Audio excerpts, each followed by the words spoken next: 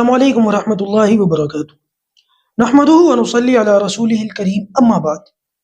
امید کرتا ہوں کہ آپ تمام ساتھی خیر و عافیت سے ہوں گے۔ دوستوں، کہنے کو ہم لوگ مسلمان ہیں، لیکن ہماری زندگی میں دین کیا اہمیت رکھتا ہے؟ صبح سے لے کر شام تک کی جو ہماری روٹین کی زندگی ہے، اس میں دین کتنا ہے، کتنا آتا ہے؟ کبھی ہم نے اس کا حساب لگایا؟ اگر نہیں لگایا تو آج لگا کر کے دیکھیں۔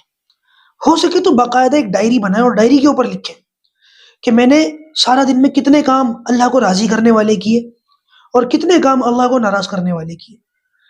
کبھی اس کا حساب لگا کر کے دیکھیں تو آپ کو اندازہ ہوگا کہ ہماری زندگی اصل میں کیسی ہے اور کیسی گزر رہی ہے۔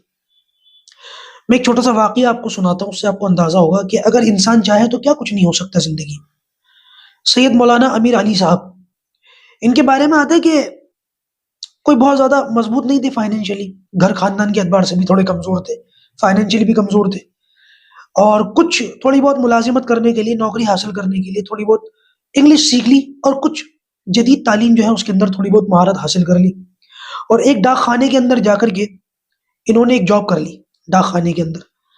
اللہ کی شان کے نماز کے پابند تھے، دینی معلومات تو اتنی نہیں تھی، لیکن تھوڑی بہت تھی، جتنی بھی تھی وہ اتنی تھی کہ اپنا نماز روزہ کر لیا کرتے تھے، نماز نہیں چھوڑتے تھے۔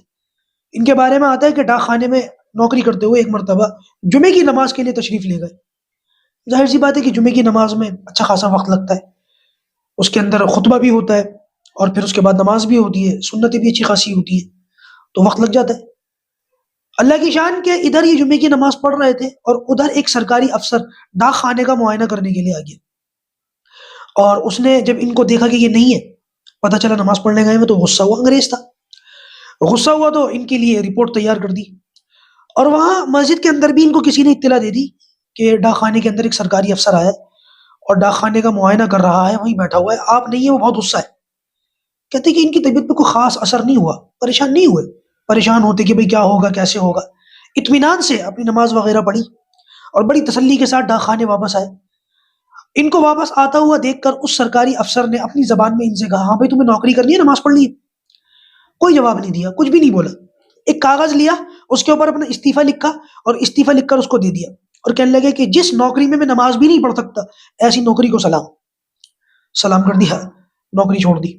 اس کے بعد پھر غور و فکر کرنے لگے، بیٹھ کر سوچنے لگے کہ میں اتنا تو تھوڑا بہت میرے پاس دین ہے کہ میں نماز نہیں چھوڑتا، لیکن جس دین کی خاطر میں نے آج نوکری چھوڑی ہے، اس دین کے بارے میں جانتا کیا ہوں، میرے پاس اس دین کے تعلق سے معلومات کتنی ہے۔ غیرت آئی کہ نہیں، میں دین سیکھوں گا، میں انشاءاللہ عربی پڑھوں گا، فارسی پڑھوں گا اور دینی معلومات حاصل کروں گا۔ ان کے بارے میں لکھا کہ انہوں نے اتنی دینی اعتبار سے جدوجہد کی، اتنا زبردست انہوں نے علم حاصل کیا کہ پھر مدرسہ ندوۃ العلماء کے شیخ الحدیث بنے، مدرسہ عالیہ کلکتہ کے صدر بنے، اور پھر کچھ کتابیں بھی لکھی۔ ان کی تفسیر کے بارے میں آتا ہے کہ 30 جلدوں میں وہ تفسیر، قرآن مجید کی تفسیر انہوں نے لکھی۔ انسان اگر چاہے تو پھر کیا کچھ نہیں ہو سکتا۔ وہ بھی ہمارے جیسے انسان تھے، وہ بھی وہی روٹی کھاتے تھے جو روٹی ہم کھاتے ہیں، وہ بھی وہی پانی پیتے تھے جو پانی ہم پیتے ہیں، وہ اسی آب و ہوا میں، اسی ماحول میں رہتے تھے۔ جب وہ کر سکتے ہیں تو میں کیوں نہیں کر سکتا؟ دوستوں، میں یہ نہیں کہتا کہ آپ ان کی طرح اتنی محنت کریں کہ شیخ الحدیث بن جائیں یا کسی مدرسے کے صدر بن جائیں، لیکن کم سے کم اتنی دینی غیرت تو پیدا ہو کہ ہمیں حلال حرام کی تمیز ہو جائے، کم سے کم اتنی دینی غیرت تو پیدا ہو کہ اپنے بچوں کو آنے والے فتنوں کو بتا سکے، سمجھا سکے، ان سے بچ سکے، ان کو پہچان، ان کی شناخت کرا سکے اور ان سے ان کو بچنا سکھا سکے۔ کم سے کم یہ تو ہماری ذمہ داری ہے، ورنہ اگر ہم نے یہ بھی نہ کیا تو کل قیامت کے دن اللہ تبارک و تعالیٰ کے یہاں ہمارا کیا جواز بنے گا کچھ کہنے کا، کیا جواز بنے گا منہ دکھانے کا۔ اللہ تبارک و تعالیٰ ہمیں بھی ان باتوں کو سنجیدگی کے ساتھ سوچنے کی توفیق عطا فرمائے۔